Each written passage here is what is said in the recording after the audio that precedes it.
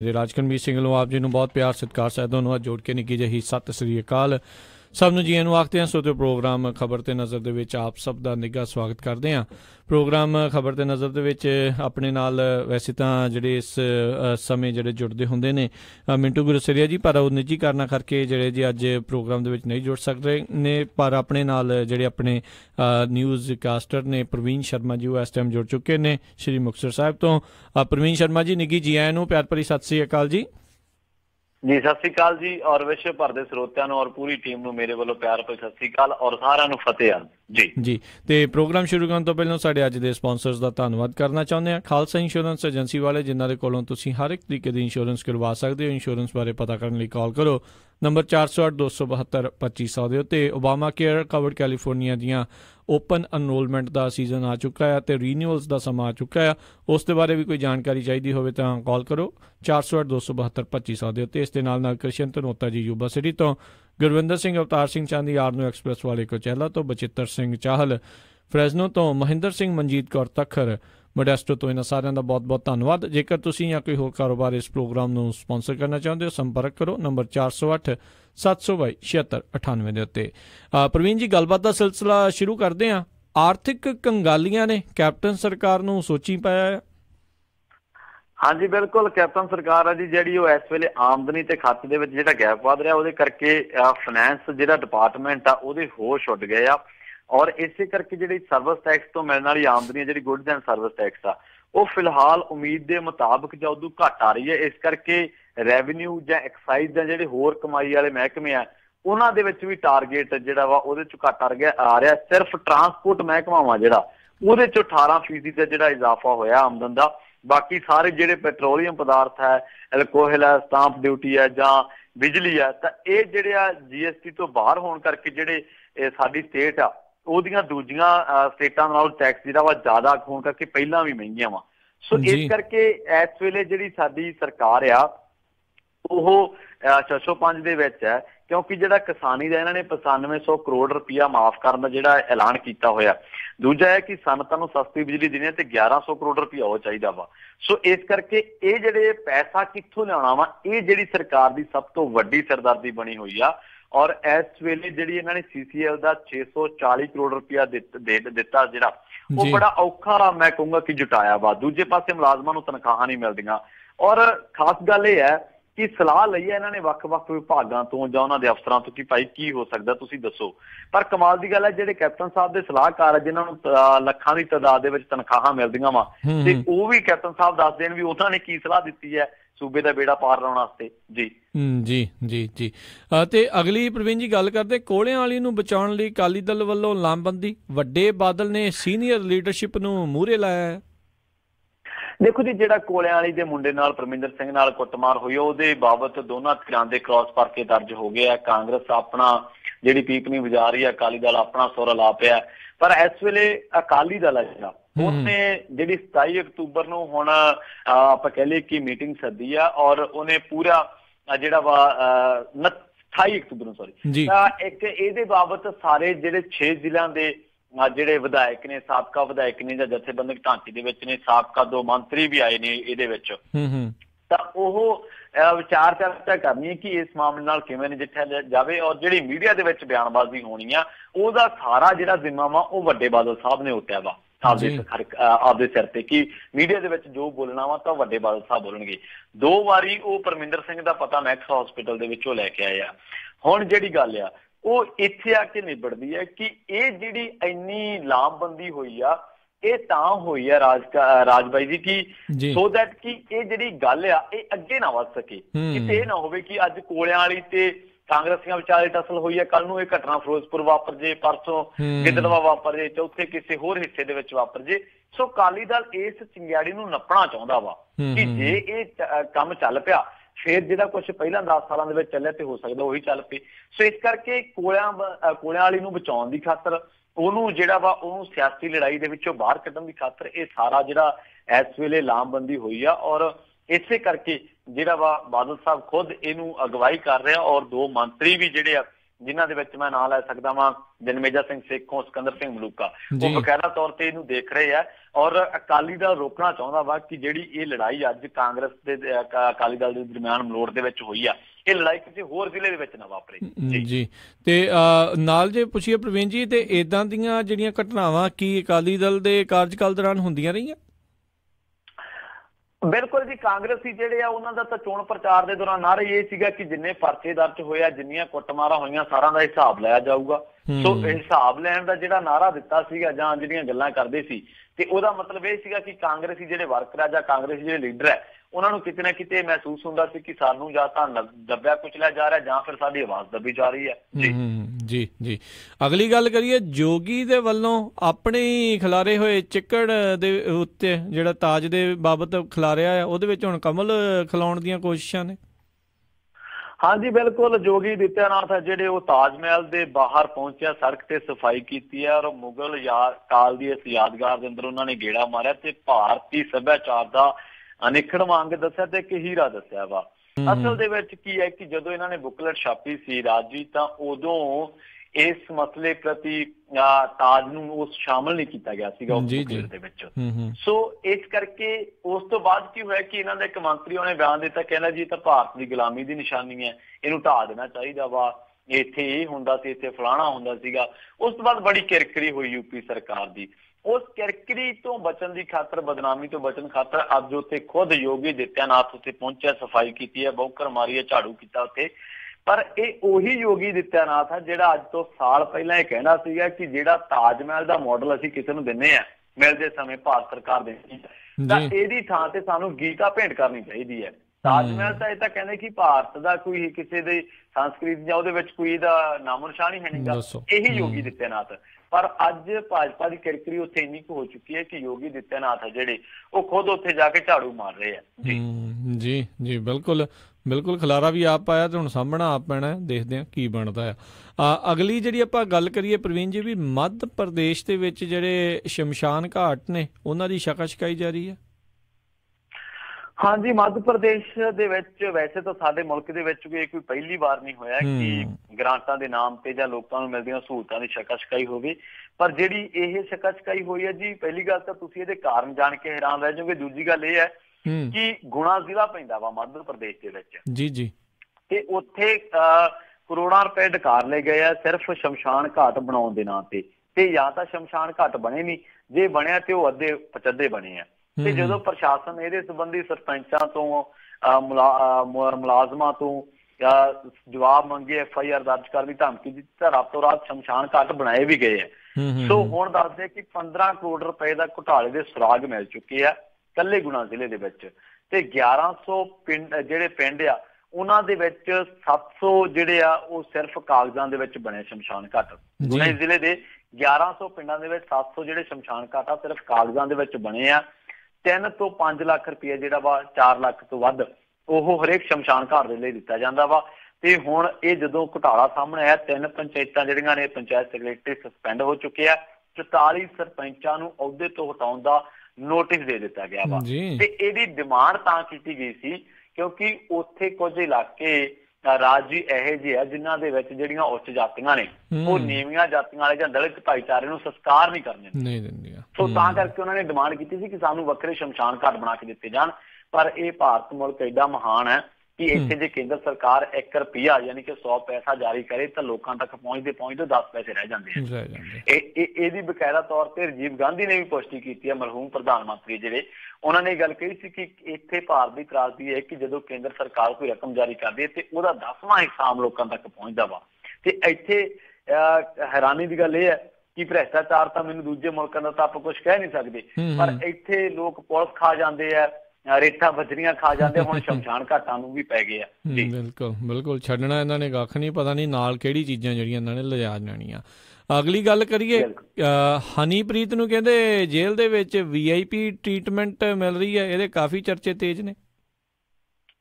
ਹਾਂਜੀ ਬਿਲਕੁਲ, ਕੁਝ ਮੀਡੀਆ ਅਦਾਰੇ ਆਪਣੇ ਪੱਧਰ ਤੇ ਰਿਪੋਰਟ ਕਰ ਰਹੇ ਕਿ ਹਨੀਪ੍ਰੀਤ ਨੂੰ VVI ਟ੍ਰੀਟਮੈਂਟ ਦਿੱਤਾ ਜਾ ਰਿਹਾ ਔਰ ਉਹਨਾਂ ਨੇ ਕੁਝ ਗੱਲਾਂ ਕੀਤੀਆਂ ਨੇ ਜਿਨ੍ਹਾਂ ਦੇ ਤਰਕ ਦੇ ਨਾਲ ਇਹ ਗੱਲਾਂ ਆਈਆਂ ਨੇ ਸਾਹਮਣੇ। ਉਹ ਕਹਿੰਦੇ ਕਿ ਜਿਹੜਾ ਹਨੀਪ੍ਰੀਤ ਦਾ ਪਰਿਵਾਰ ਆ ਜਦੋਂ ਉਹਨੂੰ ਮਿਲਣ ਦੇ ਲਈ ਅੰਦਰ ਗਿਆ ਤਾਂ ਉਹਨਾਂ ਦੀ ਗੱਡੀ ਅੰਦਰ ਗਈ ਮਤਲਬ ਫੈਮਿਲੀ ਜਿਹੜੀ ਹੈ ਸਣੇ ਗੱਡੀ ਜੇਲ੍ਹ ਦੇ ਅੰਦਰ ਗਈ ਤੇ ਜੇਲ੍ਹ ਦੇ ਅੰਦਰ ਕਿਸੇ ਵੀ ਬਾਹਰੀ ਬੰਦੇ ਦੀ ਜਿਹੜੀ ਕਾਰ ਆ ਉਹ ਅੰਦਰ ਨਹੀਂ ਜਾ ਸਕਦੀ। ਤੇ ਜਦੋਂ ਇਹ ਮਿਲੇ ਆ ਉੱਥੇ ਸਾਰੇ 4-5 ਬੈਗ ਲੈ ਕੇ ਪਹੁੰਚੇ ਆ। ਫਿਰ 4 ਵਜੇ ਜੇਲ੍ਹ ਦੇ ਅੰਦਰ ਦਾਖਲ ਹੋਈ ਹੈ ਇਹਦੀ ਫੈਮਿਲੀ, ਉਹਦਾ ਭਰਾ, ਉਹਦੀ ਭਾਬੀ, ਉਹਦੀ ਭੈਣ, ਉਹਦਾ ਜੀਜਾ। ਤੇ ਫਿਰ 6 ਵਜੇ ਤੋਂ ਬਾਅਦ ਇਹ ਵਾਪਸ ਆਉਂਦੇ ਆ। ਤੇ ਜਿਹੜੀ ਜੇਲ੍ਹ ਦੇ ਵਿੱਚ ਪਰਿੰਦਾ ਨਹੀਂ ਪਰ ਮਾਰ ਸਕਦਾ, ਉੱਥੇ ਕਾਰ ਲੈ ਕੇ ਜਾਣ ਤੋਂ ਬਾਅਦ ਹਰਿਆਣਾ ਪੁਲਿਸ ਦੀ ਜਿਹੜਾ ਵਾ ਉਹ ਤੇ ਸ਼ੱਕ ਹੋਣਾ ਸੁਭਾਵਿਕ ਹੈ, ਕਿਉਂਕਿ ਦੂਜੇ ਕੈਦੀਆਂ ਨੂੰ ਤਾਂ ਕੈਦੀਆਂ ਦੇ ਪਰਿਵਾਰਕ ਮੈਂਬਰਾਂ ਨੂੰ ਤਾਂ ਨੇੜੇ ਆਉਣ ਦੀ ਵੀ ਮਨਾਹੀ ਹੁੰਦੀ ਹੈ। ਇਸ ਕਰਕੇ ਇਹ ਜਿਹੜੀਆਂ ਚੀਜ਼ਾਂ ਨੇ ਇਹ ਕਿਤੇ ਨਾ ਕਿਤੇ ਖਦਸ਼ਾਰ ਕਰ ਰਹੀਆਂ ਨੇ ਜਾਂ ਸ਼ੰਕੇ ਖੜੇ ਕਰ ਰਹੀਆਂ ਨੇ ਕਿ ਜਿਹੜੀ ਹਨੀਪ੍ਰੀਤ ਆ ਉਹਨੂੰ ਸ਼ਾਇਦ VVI ਟ੍ਰੀਟਮੈਂਟ ਜਿਹੜਾ ਵਾ ਦਿੱਤਾ ਜਾ ਰਿਹਾ। ਪਰ ਕਮਾਲ ਦੀ ਗੱਲ ਹੈ ਕਿ ਜਿਹੜੀ ਹਨੀਪ੍ਰੀਤ ਦੇਸ਼ ਧਰੋਹ ਦੇ ਮਾਮਲੇ ਦੇ ਵਿੱਚ ਜੇਲ੍ਹ ਦੇ ਵਿੱਚ ਹੈ, ਦੋਸ਼ਾਂ ਦਾ ਸਾਹਮਣਾ ਕਰ ਰਹੀ ਹੈ, ਜਿਹੜੀ ਹਨੀਪ੍ਰੀਤ ਨੂੰ ਨੇਪਾਲ ਤੱਕ ਭਾਲਿਆ ਜਾ ਚੁੱਕਿਆ, 7 ਸੂਬਿਆਂ ਦੇ ਪੁਲਿਸ ਨੂੰ ਉਹਨੇ ਵਾਹਣੀ ਪਾਈ ਰੱਖਿਆ। ਤੇ ਜੇਕਰ ਉਹ ਜੇ ਇਹੋ ਜਿਹੇ ਦੋਸ਼ੀਆਂ ਨੂੰ VVI ਟ੍ਰੀਟਮੈਂਟ ਜਾਂ ਇਹੋ ਜਿਹੇ ਲੋਕਾਂ ਨੂੰ VVI ਟ੍ਰੀਟਮੈਂਟ ਦੇਣ ਦੀ ਗੱਲ ਸਾਹਮਣੇ ਆਉਂਦੀ ਆ ਤਾਂ ਮੇਰਾ ਖਿਆਲ ਹੈ ਕਿ ਹਰਿਆਣਾ ਪੁਲਿਸ ਤੋਂ ਸਾਨੂੰ ਸਵਾਲ ਕਰਨੇ ਪੈਣਗੇ। ਜੀ ਬਿਲਕੁਲ ਬਿਲਕੁਲ, ਗੱਲ ਹੈ ਵੀ ਉਹ ਜਵਾਬ ਦੇਣਗੇ ਕਿ ਨਹੀਂ, ਕਿਉਂਕਿ ਆਲਰੇਡੀ ਬਹੁਤ ਸ਼ੱਕ ਦੇ ਘੇਰੇ 'ਚ ਬਹੁਤ ਵੱਡੇ ਵੱਡੇ ਸਵਾਲਾਂ ਦਾ ਸਾਹਮਣਾ ਕਰ ਰਹੀ ਆ ਹਰਿਆਣਾ ਪੁਲਿਸ। ਜੀ ਜੀ ਬਿਲਕੁਲ ਜੀ। ਅਗਲੀ ਗੱਲ ਕਰਦੇ ਹਾਂ ਪ੍ਰਵੀਨ ਜੀ, ਵੀ ਪਾਕਿਸਤਾਨ ਦੇ ਵਿੱਚ ਸਿੱਖ ਮੈਰਿਜ ਐਕਟ ਜਿਹੜਾ ਆ ਉਸ ਨੂੰ ਮਨਜ਼ੂਰਗੀ ਮਿਲ ਗਈ ਹੈ। ਹਾਂਜੀ ਬਿਲਕੁਲ, ਇਹ ਜਿਹੜਾ ਠੰਡੀ ਹਵਾ ਦਾ ਬੁੱਲਾ ਵਾ ਸਾਡੇ ਨਾਲ ਦੇ ਸੂਬੇ, ਕਿਉਂਕਿ ਦੁਸ਼ਮਣ ਮੁਲਕ ਲੋਕ ਕਹਿੰਦੇ ਆ ਪਾਕਿਸਤਾਨ ਨੂੰ, ਪਰ ਉਹਨਾਂ ਦਾ ਆਪਣੇ ਇੱਕ ਮੈਂ ਕਹੂੰਗਾ ਕਿ ਰਾਏ ਹੋ ਸਕਦੀ ਹੈ ਦੁਸ਼ਮਣ ਨਾਲ ਆਉਣ ਦੇ ਨਾਤੇ। ਪਰ ਅਸੀਂ ਸਮਝਦੇ ਹਾਂ ਕਿ ਸ਼ਾਇਦ ਅਸੀਂ 1947 ਤੋਂ ਬਾਅਦ ਦੁਸ਼ਮਣ ਬਣੇ, ਉਸ ਤੋਂ ਪਹਿਲਾਂ ਅਸੀਂ ਭਰਾ ਸੀਗੇ। ਤਾਂ ਹੁਣ ਕੀ ਹੈ ਕਿ ਜਿਹੜੀ ਲਹਿੰਦੇ ਪੰਜਾਬ ਦੇ ਵਿੱਚ ਵਿਧਾਨ ਸਭਾ ਲਹਿੰਦੇ ਪੰਜਾਬ ਦੀ, ਤਾਂ ਉਹਨਾਂ ਨੇ ਪਾਕਿਸਤਾਨ ਸਿੱਖ ਮੈਰਿਜ ਐਕਟ ਦਾ ਜਿਹੜਾ ਮਤਾ ਵਾ ਉਹ ਪ੍ਰਵਾਨਗੀ ਦੇ ਲਈ ਪੇਸ਼ ਕੀਤਾ ਹੈ। ਅਤੇ ਅਸੈਂਬਲੀ ਨੇ ਇਹ ਗੱਲ ਕਹੀ ਆ ਕਿ ਪੂਰੀ ਦੁਨੀਆ ਦੇ ਵਿੱਚ ਪਾਕਿਸਤਾਨ ਇਹ ਜਿਹਾ ਪਹਿਲਾ ਮੁਲਕ ਹੋਊਗਾ ਜਿੱਥੇ ਆਨੰਦ ਮੈਰਿਜ ਐਕਟ ਹੈ ਜਿਹੜਾ ਲਾਗੂ ਹੋਊਗਾ। ਤੇ ਇਹ ਵੀ ਗੱਲ ਕਹੀ ਆ, ਭਾਰਤ ਦਾ ਵੀ ਉਹਨਾਂ ਨੇ ਜ਼ਿਕਰ ਕੀਤਾ। ਉਹ ਕਹਿੰਦੇ ਕਿ ਭਾਰਤ ਵਿੱਚ ਹਾਲੇ ਤੱਕ ਨਹੀਂ ਲਾਗੂ ਹੋ ਸਕਿਆ, ਜਿੱਥੇ ਸਿੱਖਾਂ ਦੀ ਬਹੁਤ ਵੱਡੀ ਗਿਣਤੀ ਜਿਹੜੀ ਵਸਦੀ ਆ। ਸੋ ਰਮੇਸ਼ ਸਿੰਘ ਅਰੋੜਾ ਨੇ ਜਿਹੜੇ ਪੰਜਾਬ ਅਸੈਂਬਲੀ ਦੇ ਪਹਿਲੇ ਸਿੱਖ ਮੈਂਬਰ ਬਣੇ ਨੇ, ਤੇ ਉਹਨਾਂ ਨੇ ਵਿਧਾਨ ਸਭਾ ਦੇ ਵਿੱਚ ਸਿੱਖ ਮੈਰਿਜ ਜਿਹੜਾ ਐਕਟ ਆ ਉਹਦਾ ਮਤਾ ਪੇਸ਼ ਕੀਤਾ। ਤੇ ਉਹ ਕਹਿੰਦੇ ਕਿ ਇਹ ਮੈਨੂੰ ਆਸ ਆ ਪੂਰੀ ਕਿ ਇਹ ਜਿਹੜਾ ਬਿੱਲ ਪਾਸ ਹੋਊਗਾ ਤੇ ਸਾਰੇ ਮੈਂਬਰ ਉਹਨਾਂ ਸਾਥ ਦੇਣਗੇ। ਤੇ ਇਹ ਜਦੋਂ ਬਿੱਲ ਪਾਸ ਹੋ ਜਾਊਗਾ ਤੇ ਜਿਹੜੇ ਸਿੱਖ ਭਾਈਚਾਰੇ ਦੇ ਲੋਕ ਆ ਉਹਨਾਂ ਨੂੰ ਵਿਆਹ ਰਜਿਸਟਰ ਕਰਨ ਦੀ ਕਾਨੂੰਨੀ ਮਾਨਤਾ ਮਿਲੂਗੀ। ਤੇ ਜਿੱਥੇ ਤੱਕ ਉਹ ਕਹਿੰਦੇ ਕਿ ਧਰਮ ਦੀ ਗੱਲ ਹੈ ਤਾਂ ਉਹਨਾਂ ਦੇ ਲਈ ਆਨੰਦ ਮੈਰਿਜ ਐਕਟ ਲਾਗੂ ਹੋਣਾ ਲਾਜ਼ਮੀ ਹੈ, ਕਿਉਂਕਿ ਇਹ ਸਮੇਂ ਦੀ ਮੰਗ ਹੈ। ਕਿਉਂਕਿ ਇਹਦੇ ਕਰਕੇ ਜਿਹੜੇ ਸਿੱਖਾਂ ਦੇ ਬੱਚੇ ਆ ਉਹਨਾਂ ਨੂੰ ਇਸ ਐਕਟ ਦੀ ਅਣਹੋਂਦ ਕਰਕੇ ਕਈ ਮੁਸ਼ਕਲਾਂ ਦਾ ਸਾਹਮਣਾ ਕਰਨਾ ਪੈਂਦਾ ਵਾ। ਤੇ ਜੇ ਇਹ ਪਾਸ ਹੁੰਦਾ ਵਾ ਤੇ ਉਹਨਾਂ ਨੂੰ ਕਾਨੂੰਨੀ ਤੌਰ ਤੇ ਇੱਕ ਵੱਖਰੀ ਪਛਾਣ ਮਿਲੂਗੀ। ਸੋ ਚੰਗੀ ਗੱਲ ਹੈ ਜੀ, ਜੇਕਰ ਸਾਡੇ ਭਾਈ ਭਰਾ ਉੱਥੇ ਵਸਦੇ ਆ ਤੇ ਉਹਨਾਂ ਨੂੰ ਇਸ ਤਰ੍ਹਾਂ ਦੇ ਨਾਲ ਕੋਈ ਕਾਨੂੰਨੀ ਮਾਨਤਾ ਮਿਲ ਜਾਂਦੀ ਹੈ ਤੇ ਮੇਰਾ ਖਿਆਲ ਹੈ ਕਿ ਬਹੁਤ ਵੱਡੀ ਰਾਹਤ ਹੈ। ਤੇ ਦੂਜੀ ਗੱਲ ਇਹ ਹੈ ਕਿ ਸਾਡੇ ਵੀ ਜਿਹੜੇ ਸਿੱਖ ਨੁਮਾਇੰਦਗੀਆਂ ਦੇ ਨਾਮ ਤੇ, ਇਸ ਧਾਰਮਿਕ ਰਹਿਬਰਾਂ ਦੇ ਨਾਮ ਤੇ ਜਿਹੜੀਆਂ ਸ਼ਖਸੀਅਤਾਂ ਸਤਿਕਾਰਯੋਗ ਬੈਠੀਆਂ ਨੇ, ਉਹਨਾਂ ਨੂੰ ਵੀ ਥੋੜਾ ਜਿਹਾ ਬਾਹਰਲੇ ਸੂਬੇ ਤੋਂ ਜਿਹੜੀਆਂ ਬਾਹਰਲੇ ਦੇਸ਼ ਤੋਂ ਨਾਲ ਲੱਗਦੇ ਦੇਸ਼ ਵੀ ਕਹਿ ਲੈਂਦੇ ਆਪਾਂ, ਜਿਹੜੀਆਂ ਖਬਰਾਂ ਆ ਰਹੀਆਂ ਨੇ ਉਹਨਾਂ ਪ੍ਰਤੀ ਧਿਆਨ ਦੇਣਾ ਚਾਹੀਦਾ ਔਰ ਉਪਰਾਲੇ ਸ਼ੁਰੂ ਕਰਨੇ ਚਾਹੀਦੇ ਆ। ਜੀ ਜੀ ਬਿਲਕੁਲ, ਆਪਾਂ ਸੂਬਾ ਹੀ ਕਹਿ ਸਕਦੇ ਹਾਂ ਵਾਕਈ, ਕਿਉਂਕਿ ਪੰਜਾਬ ਨੂੰ ਹੀ ਵੰਡ ਕੇ ਉਧਰਲੇ ਪਾਸੇ ਨੂੰ ਜਿਹੜਾ ਉਹ ਘੱਲਿਆ ਗਿਆ ਸੀ। ਅਸੀਂ ਤਾਂ ਅਜੇ ਵੀ ਉਸ ਨੂੰ ਪੰਜਾਬ ਹੀ ਮੰਨਦੇ ਹਾਂ। ਅਗਲੀ ਆਪਾਂ ਗੱਲ ਕਰੀਏ ਪ੍ਰਵੀਨ ਜੀ, ਵੀ BJP ਲੀਡਰ ਦੀ ਸੈਕਸ CD ਬਣੀ ਪੱਤਰਕਾਰ ਦੀ ਗ੍ਰਿਫਤਾਰੀ ਦੀ ਵਜ੍ਹਾ। ਹਾਂਜੀ ਬਿਲਕੁਲ, ਬੜਾ ਅਜੀਬ ਮਾਮਲਾ ਹੈ ਰਾਜ ਜੀ ਇਹ, ਔਰ ਤੁਸੀਂ ਹੈਰਾਨ ਰਹਿ ਜਾਓਗੇ ਕਿ ਇਹ ਜਿਹੜੀ ਟੇਪ ਸਾਹਮਣੇ ਆਈ ਹੈ, ਟੇਪ ਵਾਲੇ ਨੂੰ ਤਾਂ ਗ੍ਰਿਫਤਾਰ ਕੀਤਾ ਜਾਂ ਕਰਨਾ ਉਹ ਵੱਖਰੀ ਗੱਲ ਹੈ, ਪਰ ਇਹ ਜਿਹੜੇ ਬੰਦੇ ਦਾ ਨਾਂ ਜੁੜਿਆ ਕਿ ਇਸ ਬੰਦੇ ਨੇ ਸੀਡੀਆਂ ਬਣਵਾਈਆਂ ਉਹਨੂੰ ਗ੍ਰਿਫਤਾਰ ਕਰ ਲਿਆ। ਮਾਮਲਾ ਕੀ ਹੈ? ਮਾਮਲਾ ਇਹ ਹੈ ਕਿ ਛੱਤੀਸਗੜ੍ਹ ਦੀ ਪੁਲਿਸ ਹੈ ਜਿਹੜੀ, ਉਹਨੇ ਗਾਜ਼ੀਆਬਾਦ ਦੀ ਪੁਲਿਸ ਦੇ ਨਾਲ ਮਿਲ ਕੇ ਵਿਨੋਦ ਵਰਮਾ ਜਿਹਨੂੰ ਦੱਸਿਆ ਗਿਆ ਕਿ ਇਹ ਬੰਦਾ BBC ਦਾ ਪੱਤਰਕਾਰ ਹੈ, ਉਹਦੀ ਗ੍ਰਿਫਤਾਰੀ ਕੀਤੀ ਹੈ। ਔਰ ਦੱਸਿਆ ਗਿਆ ਕਿ ਉੱਤਰ ਪ੍ਰਦੇਸ਼ ਦੀ ਪੁਲਿਸ ਹੈ ਉਹਨੇ ਇਹ ਗੱਲ ਕਹੀ ਹੈ ਕਿ ਸਾਡਾ ਇਸ ਗ੍ਰਿਫਤਾਰੀ ਦੇ ਨਾਲ ਕੋਈ ਲੈਣਾ ਦੇਣਾ ਨਹੀਂ ਹੈ।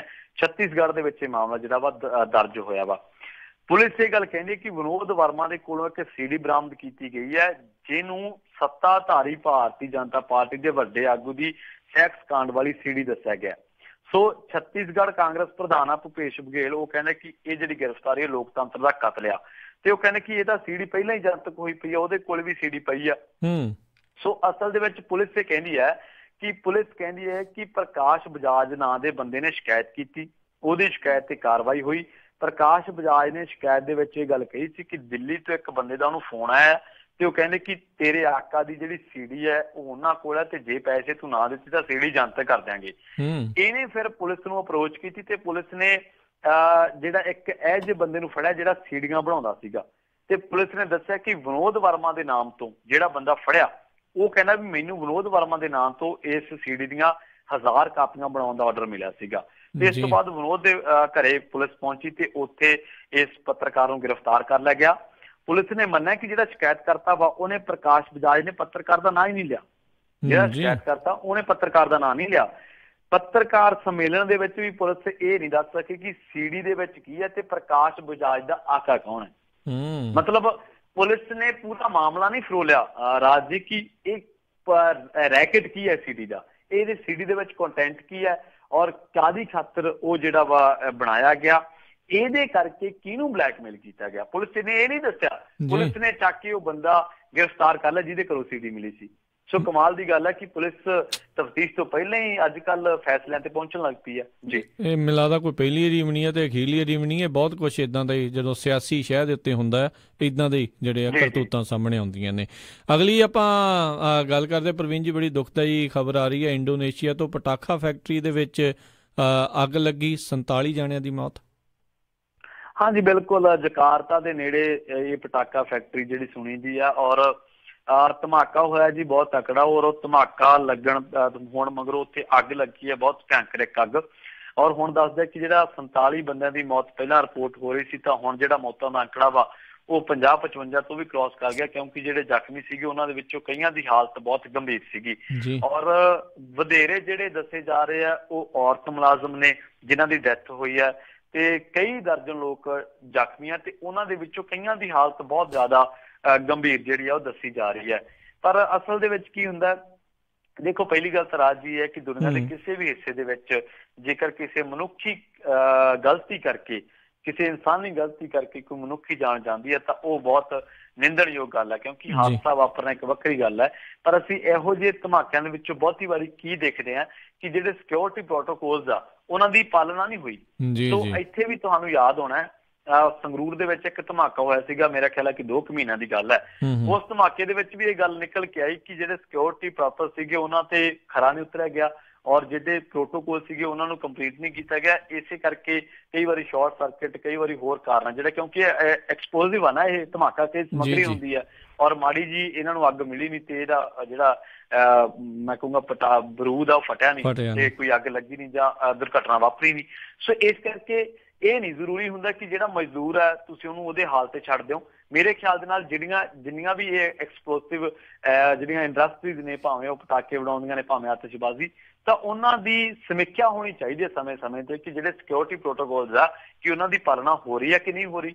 ਪਰ ਦੁੱਖ ਦੀ ਗੱਲ ਹੈ ਕਿ ਜਦੋਂ ਇਸ ਤਰ੍ਹਾਂ ਦੀਆਂ ਘਟਨਾਵਾਂ ਵਾਪਰਦੀਆਂ ਉਦੋਂ ਤਾਂ ਬੜਾ ਕੁਛ ਹੁੰਦਾ ਜਾਂਚ ਦੇ ਨਾਂ ਤੇ, ਪਰ 20 ਦਿਨਾਂ ਬਾਅਦ ਅਸੀਂ ਫਿਰ ਉਹਨਾਂ ਘਟਨਾਵਾਂ ਨੂੰ ਭੁੱਲ ਜਾਂਦੇ ਹਾਂ ਜੀ। ਅਗਲੀ ਆਪਾਂ ਗੱਲ ਕਰੀਏ ਪੰਜਾਬੀ ਬੋਲੀ ਦੇ ਨਾਲ ਪਿਆਰ ਜ਼ਾਹਰ ਕਰਨ ਵਾਲੇ ਜਿਹੜੇ ਕੁਛ ਲੋਕ ਇਸ ਟਾਈਮ ਪੰਜਾਬ ਦੇ ਵਿੱਚ ਅੱਗੇ ਆਏ ਨੇ, ਜਿਨ੍ਹਾਂ 'ਚ ਲੱਖਾ ਸਿਧਾਣਾ, ਬਾਬਾ ਮਹਾਰਾਜ ਕਹਿੰਦੇ, ਉਹਨਾਂ ਦੇ ਟਿਕਾਣਿਆਂ ਦੇ ਉੱਤੇ ਪੁਲਿਸ ਵੱਲੋਂ ਛਾਪੇਮਾਰੀ ਕੀਤੀ ਗਈ ਹੈ।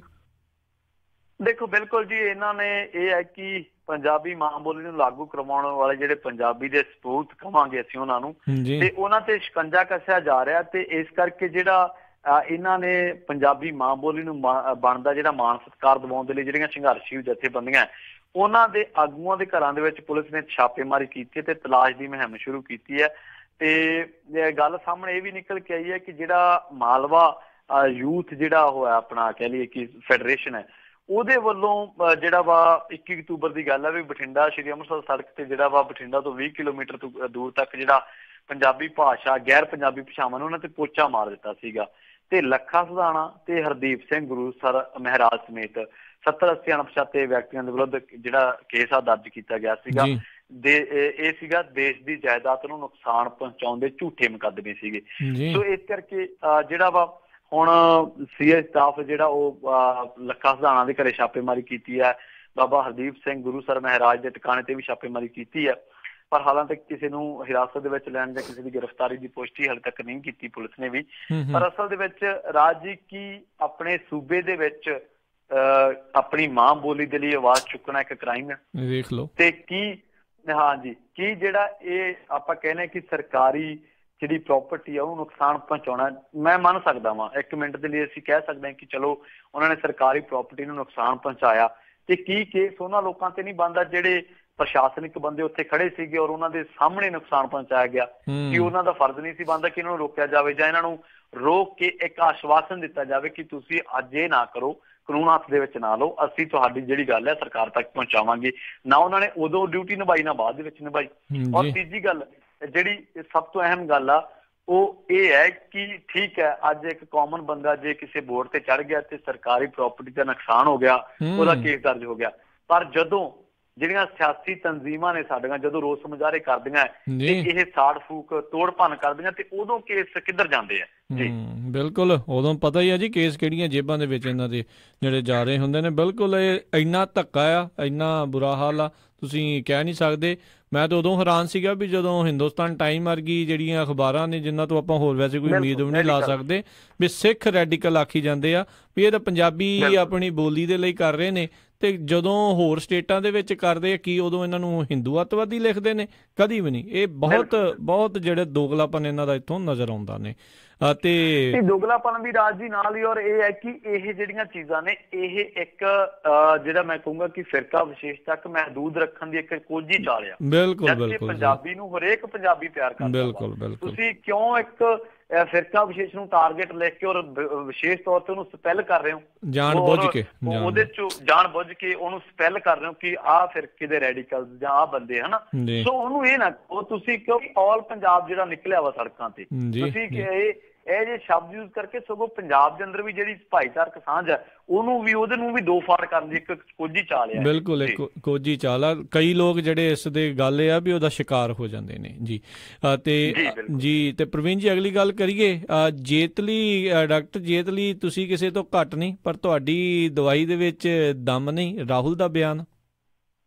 ਹਾਂਜੀ ਬਿਲਕੁਲ, ਰਾਹੁਲ ਗਾਂਧੀ ਨੇ ਗੱਲ ਕਹੀ ਹੈ ਕਿ ਆਰਥਿਕਤਾ ਤੇ ਉਹਨਾਂ ਨੇ ਸੁਧਾਰਾਂ ਦੇ ਨਾਮ ਤੇ ਜਿਹੜਾ ਕੇਂਦਰੀ ਵਿੱਤ ਮੰਤਰੀ ਅਰੁਣ ਜੇਤਲੀ ਦੇ ਦਾਅਵਿਆਂ ਤੇ ਬਿਆਨ ਕੀਤਾ। ਉਹ ਕਹਿੰਦੇ ਕਿ ਆਰਥਿਕ ਜਿਹੜੇ ਉਹਨਾਂ ਨੇ ਉਪਾਅ ਸੁਝਾਏ ਆ ਉਹਨਾਂ ਤੇ ਕੋਈ ਅਸਰ ਨਹੀਂ ਹੋ ਰਿਹਾ, ਕਿਉਂਕਿ ਜੇਤਲੀ ਦੇ ਵਿੱਚ ਬੇਸ਼ੱਕ ਦਮ ਆ ਪਰ ਉਹਨਾਂ ਦੀ ਦਵਾਈ ਦੇ ਵਿੱਚ ਕੋਈ ਦਮ ਨਹੀਂ ਹੈ। ਨੋਟਬੰਦੀ ਔਰ GST ਨਾਲ ਅਰਥ ਵਿਵਸਥਾ ਜਿਹੜੀ ਹੈ, ਰਾਹੁਲ ਗਾਂਧੀ ਕਹਿੰਦਾ ਕਿ ਉਹ ICU ਦੇ ਵਿੱਚ ਹੈ। ਇਹਦੇ ਵਿੱਚ ਕੋਈ ਦੋ ਰਾਏ ਨਹੀਂ ਹੈ ਕਿ ਜਿਹੜੀ ਨੋਟਬੰਦੀ ਦਾ ਅਸੀਂ ਇੱਕ ਐਕਸਪੈਰੀਮੈਂਟ ਕੀਤਾ, ਉਸ ਤੋਂ ਬਾਅਦ ਜਿਹੜਾ ਅਸੀਂ ਮੈਂ ਕਹੂੰਗਾ GST ਦਾ ਕੀਤਾ। ਹੁਣ ਜਿਹੜੇ ਪਹਿਲਾਂ ਇਹੀ ਪਾਰਟੀ ਜਿਹੜੀ ਸੀਗੀ ਇਹ ਕਹਿੰਦੇ ਸੀਗੇ ਕਿ ਜਿਹੜੀ ਨੋਟਬੰਦੀ ਆ ਉਹਦੇ ਨਾਲ ਅੱਤਵਾਦ ਰੁਕ ਜੂਗਾ, ਉਹਦੇ ਨਾਲ ਫੇਕ ਕਰੰਸੀ ਰੁਕ ਜੂਗੀ, ਉਹਦੇ ਨਾਲ ਟੈਰਰਿਸਟ ਅਟੈਕ ਰੁਕ ਜਾਣਗੇ। ਕੀ ਰੁਕਿਆ? ਉਹ ਰੋਜ਼ ਆਪਾਂ ਖਬਰ ਸਾਂਝੀ ਕਰਦੇ ਹਾਂ ਕਿ ਸਰਹੱਦ ਪਾਰੋਂ ਅੱਤਵਾਦ ਹੋਇਆ ਜਾਂ ਘੁਸਪੈਠ ਹੋਈ ਹੈ, ਕੁਛ ਨਹੀਂ ਰੁਕਿਆ ਉਹਦੇ ਨਾਲ। ਉਹਦੇ ਨਾਲ ਕੀ ਰੁਕਿਆ? ਕਾਮਨ ਮੈਨ ਦੇ ਵਸੀਲੇ ਰੁਕ ਗਏ। ਉਹ ਦਿਹਾੜੀ ਜਾਂਦਾ ਸੀਗਾ, ਉਹਦੇ ਸਾਹਿਬ ਨੇ ਜਵਾਬ ਦਿੱਤਾ ਕਿ ਭਾਈ ਮੇਰੀ ਫੈਕਟਰੀ ਬੰਦ ਆ, ਤੂੰ ਆਦਾ ਕੋਈ ਹੋਰ ਕਾਰੋਬਾਰ ਕਰ ਲਾ। ਇਹ ਚੀਜ਼ ਜ਼ਰੂਰ ਹੋਈ ਹੈ। ਆਮ ਬੰਦੇ ਦਾ ਚੁੱਲ੍ਹਾ ਜ਼ਰੂਰ ਰੁਕਿਆ, ਚੁੱਲ੍ਹਾ ਨਹੀਂ ਤਪਿਆ, ਹੋਰ ਕੁਛ ਨਹੀਂ ਹੋਇਆ। GST ਬਾਰੇ ਬੜਾ ਪ੍ਰਚਾਰ ਕੀਤਾ ਗਿਆ ਜੀ, ਇਹ ਆਏ ਆ ਸਾਡੇ ਮੁਲਕ ਦੇ ਪਨਾਮਾ ਪੇਪਰ ਦੇ ਵਿੱਚ ਜਿਹੜੇ ਬੰਦਿਆਂ ਦੇ ਟੈਕਸ ਚੋਰਾਂ ਦੇ ਨਾਂ ਆਉਂਦੇ ਆ ਵੱਡੇ ਵੱਡੇ, ਉਹ ਲੋਕ ਕਹਿੰਦੇ ਕਿ ਤੁਸੀਂ GST ਦੇ ਨਾਲ ਜੁੜੋ, ਤੁਸੀਂ GST ਭਰੋ, ਤੁਸੀਂ ਟੈਕਸ ਭਰੋ। ਕਮਾਲ ਦੀ ਗੱਲ ਆ, ਇੱਕ ਟੈਕਸ ਚੋਰ ਬੰਦਾ ਲੋਕਾਂ ਨੂੰ ਇਹ ਕਹਿੰਦਾ ਕਿ ਤੁਸੀਂ ਟੈਕਸ ਭਰੋ। ਸੋ ਉਹਨੂੰ ਅੱਜ ਇਹ ਦੂਜੇ ਤੀਜੇ ਦਿਨ ਕਹਿ ਦਿੰਦਾ ਕਿ ਜੀ ਸੋਧ ਕਰਾਂਗੇ। ਕਮਾਲ ਦੀ ਗੱਲ ਹੈ, ਜਦੋਂ ਤੁਹਾਨੂੰ ਪਤਾ ਹੀ ਨਹੀਂ ਸੀਗਾ ਕਿ ਇਹਦੇ ਇੰਪੈਕਟ ਕੀ ਹੋਣਗੇ। ਅੱਜ ਪੰਜਾਬ ਸਰਕਾਰ ਦਾ ਜੇ ਆਰਥਿਕ ਤੌਰ ਤੇ ਜਲੂਸ ਨਿਕਲਿਆ ਪਿਆ ਤੇ ਉਹ ਕਹਿੰਦੇ ਕਿ GST ਦਾ ਸਭ ਤੋਂ ਵੱਡਾ ਰੋਲ ਹੈ ਇਹਦੇ ਵਿੱਚ।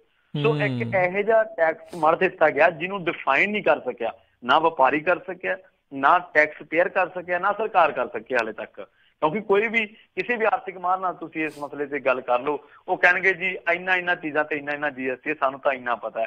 ਸਟੇਟ GST ਤੇ ਸੈਂਟਰ GST ਵੀ ਬੜਾ ਕਨਫਿਊਜ਼ਨ ਵਾਲਾ ਇੱਕ ਮੈਂ ਕਹੂੰਗਾ ਕਿ ਉਹ ਬੜੀ ਕ੍ਰੀਏਸ਼ਨ ਹੈ ਕਿ ਕਿਹੜੇ ਮਸਲਿਆਂ ਦੇ ਵਿੱਚ ਕਿੰਨਾ ਵਾ, ਕਿਹੜੀਆਂ ਚੀਜ਼ਾਂ ਤੇ ਕਿੰਨਾ ਵਾ। ਸੋ ਇਹ ਇੱਕ ਚੀਜ਼ ਆ। ਇਹਨਾਂ ਚੀਜ਼ਾਂ ਨੇ ਵਾਕਈ, ਔਰ BJP ਦੇ ਇੱਕ ਬੰਦੇ ਨੇ ਕਿਹਾ ਸੀ ਕਿ 2.5 ਬੰਦਿਆਂ ਦੀ ਸਰਕਾਰ ਹੈ। ਹੁਣ ਇਹ ਗੱਲ ਕਹੀ ਸੀ ਕਿ ਅਮਿਤ ਸ਼ਾਹ, ਮੋਦੀ ਤੇ ਜੇਤਲੀ, ਇਹਨਾਂ ਬੰਦੇ ਨੂੰ 2.5 ਬੰਦੇ ਦੱਸਿਆ ਸੀ ਉਹਨਾਂ ਨੇ ਕਿ 2.5 ਬੰਦਿਆਂ ਦੀ ਸਰਕਾਰ ਹੈ। ਸੋ ਮੇਰੇ ਖਿਆਲ ਦੇ ਨਾਲ ਜੇਤਲੀ ਸਾਹਿਬ ਜਿਹੜੇ, ਮੈਂ ਉਹਨਾਂ ਨੂੰ ਨਿੱਜੀ ਤੌਰ ਤੇ ਤਾਂ ਨਹੀਂ ਆਪਾਂ ਕਹਿੰਦੇ ਕਿ ਅਯੋਗ ਨੇ ਜਾਂ ਕਿਵੇਂ ਨੇ, ਪਰ ਅਸਲ ਦੇ ਵਿੱਚ ਜਦੋਂ ਲੋਕਾਂ ਨੇ ਫਤਵਾ ਹੀ ਨਹੀਂ ਦਿੱਤਾ ਜਿਹੜੇ ਬੰਦੇ ਨੂੰ, ਤਾਂ ਮੇਰਾ ਖਿਆਲ ਹੈ ਕਿ ਉਹਦੀ ਕਾਬਲੀਅਤ ਨੂੰ ਵੀ ਸਾਨੂੰ ਇੱਕ ਵਾਰੀ ਜਿਹੜਾ ਵਾ ਉਹਦੀ ਸਵਾਲ ਖੜੇ ਕਰਨੇ ਚਾਹੀਦੇ ਆ ਕਿ ਲੋਕ ਨਹੀਂ ਚਾਹੁੰਦੇ, ਇਸ ਕਰਕੇ ਵਿੱਤ ਮੰਤਰੀ ਲੋਕਾਂ ਸਿਰ ਨਾ ਹੀ ਮੜਿਆ ਜਾਵੇ ਤਾਂ ਚੰਗੀ ਗੱਲ ਹੈ। ਚੰਗੀ ਗੱਲ, ਬਿਲਕੁਲ।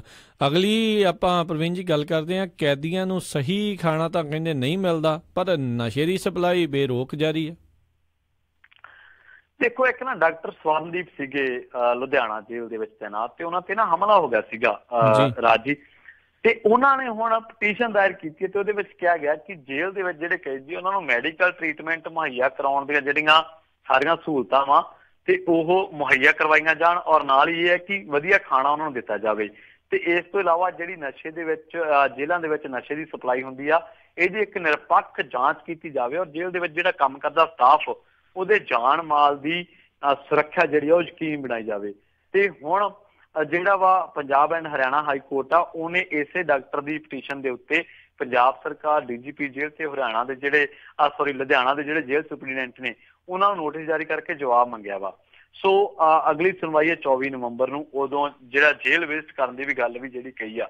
ਦੇਖੋ ਡਾਕਟਰ ਸਵਰਨਦੀਪ ਜਿਹੜਾ ਹਮਲਾ ਹੋਇਆ ਸੀ ਨਾ, ਉਹ ਇਸ ਕਰਕੇ ਹੋਇਆ ਸੀਗਾ ਕਿ ਉਹਨਾਂ ਨੇ ਕੁਝ ਕੈਦੀਆਂ ਨੂੰ ਨਸ਼ੇ ਦੀਆਂ ਗੋਲੀਆਂ ਦੇਣ ਤੋਂ ਇਨਕਾਰ ਕਰ ਦਿੱਤਾ ਸੀਗਾ, ਕਿਉਂਕਿ ਜ਼ਰੂਰੀ ਨਹੀਂ ਸਾਡੇ ਸਿਸਟਮ ਦੇ ਵਿੱਚ ਸਾਰੇ ਬੰਦੇ ਘੁਣੇ ਆਂਗੇ ਅਰਗੇ ਆ, ਕਈ ਬੰਦੇ ਚੰਗੇ ਵੀ ਹੈ।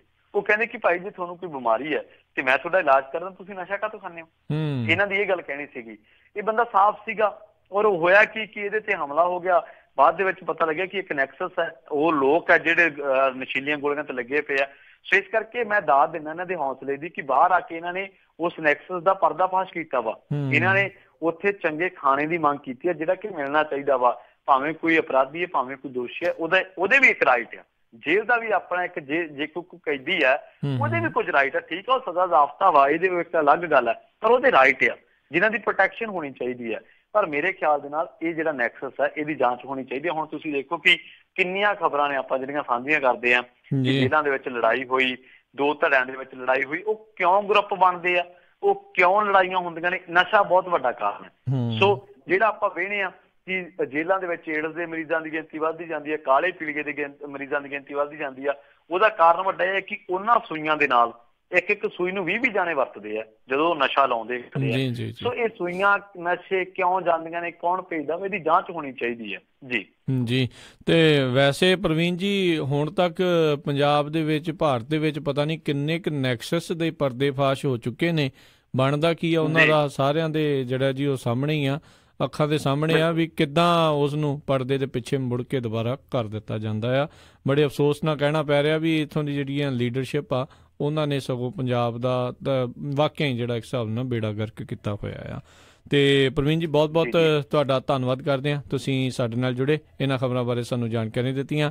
ਅਗਲੀ ਵਾਰ ਤੱਕ ਲਈ ਤੁਹਾਡਾ ਬਹੁਤ ਬਹੁਤ ਧੰਨਵਾਦ, ਬਹੁਤ ਮਿਹਰਬਾਨੀ। ਤੇ ਸਰੋਤਿਓ, ਤੁਸੀਂ ਇਹਨਾਂ ਨੂੰ ਰੋਜ਼ਾਨਾ ਸ਼ਾਮ ਨੂੰ 8 ਵਜੇ ਜਿਹੜੀਆਂ ਖਬਰਾਂ ਦੇ ਬੁਲਟਨ ਦੇ ਵਿੱਚ ਜਿਹੜਾ ਤੁਸੀਂ ਜੁੜਦੇ ਹੋ ਪ੍ਰਵੀਨ ਸ਼ਰਮਾ ਜੀ ਦੇ ਨਾਲ, ਪੰਜਾਬੀ ਰੇਡੀਓ USA ਦੇ ਉੱਤੇ ਜਿਹੜੇ ਇਹ ਪੱਤਰਕਾਰੀ ਜਿਹੜੀ ਨਾਲ ਕਰਦੇ ਨੇ ਤੇ ਖਬਰਾਂ ਜਿਹੜੀਆਂ ਉਹ ਨਸ਼ਰ ਕਰਦੇ ਨੇ। ਤੇ ਅਗਲੀ ਬੁਲਟਨ ਤੱਕ ਲਈ ਬਹੁਤ ਬਹੁਤ ਧੰਨਵਾਦ, ਮਿਹਰਬਾਨੀ ਪ੍ਰਵੀਨ ਜੀ, ਸਤਿ ਸ਼੍ਰੀ ਅਕਾਲ। ਧੰਨਵਾਦ ਜੀ। ਤੇ ਸਰੋਤਿਓ, ਇੱਥੇ ਜਿਹੜਾ ਅੱਜ ਦਾ ਪ੍ਰੋਗਰਾਮ ਸਮਾਪਤ ਹੈ। ਮਿਲਾਂਗੇ ਅਗਲੇ ਬੁਲੇਟਿਨ 'ਚ, ਉਦੋਂ ਤੱਕ ਲਈ ਤੁਹਾਨੂੰ ਸਾਰਿਆਂ ਨੂੰ ਬਹੁਤ ਪਿਆਰ ਸਤਿਕਾਰ ਸਹਿਤ ਦੋਨੋਂ ਹੱਥ ਜੋੜ ਕੇ ਨਿੱਘੀ ਜਿਹੀ ਸਤਿ ਸ਼੍ਰੀ ਅਕਾਲ। ਜਿਉਂਦੇ ਵਾਸਤੇ ਰਹੋ, ਹੱਸਦੇ ਖੇਲਦੇ ਰਹੋ, ਸੁਣਦੇ ਰਹੋ ਪੰਜਾਬੀ ਰੇਡੀਓ USA। ਰੱਬ ਰਾਖਾ ਜੀ।